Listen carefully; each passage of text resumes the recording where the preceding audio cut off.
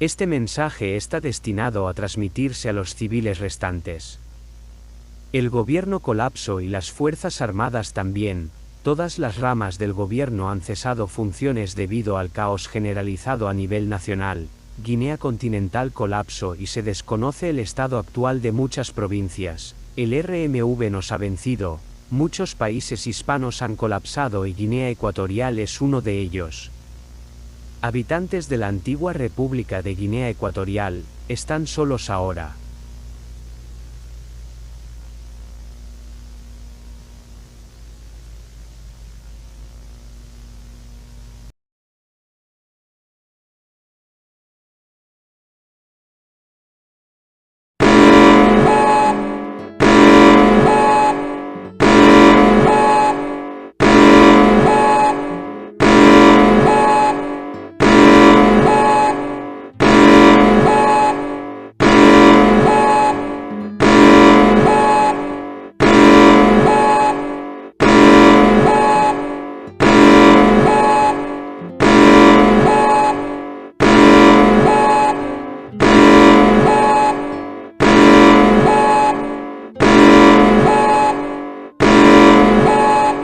Η ελληνική κυβέρνηση μαζί με το Υπουργείο Υγείας έχουν εκδώσει πολιτικό συναγερμό για τις ακόλουθες περιοχές: Αττική, Στερεά Ελλάδα, Δυτική Ελλάδα, Πελοπόννησος, Κεντρική Μακεδονία και Θεσσαλονίκη.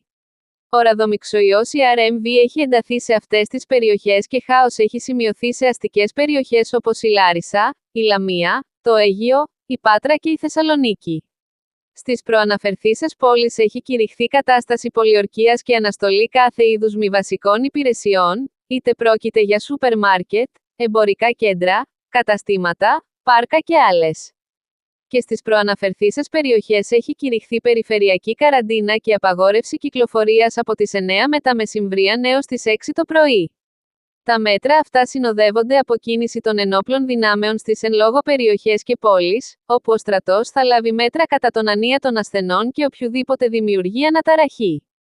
Θυμηθείτε ότι ο ραδομυξοϊός έχει τα ίδια συμπτώματα της λύσας αλλά στο τελικό στάδιο, οι άρρωστοι επιστρέφουν στη ζωή με μια χαοτική και επικίνδυνη μανία, επομένως δεν πρέπει να έχετε επαφή με κανέναν και εάν εσείς ή κάποιος γνωστός σας αναφέρει την ασθένεια, τηλεφωνήστε 113 ή σκοτώστε τον απευθείας για την ασφάλεια όλων.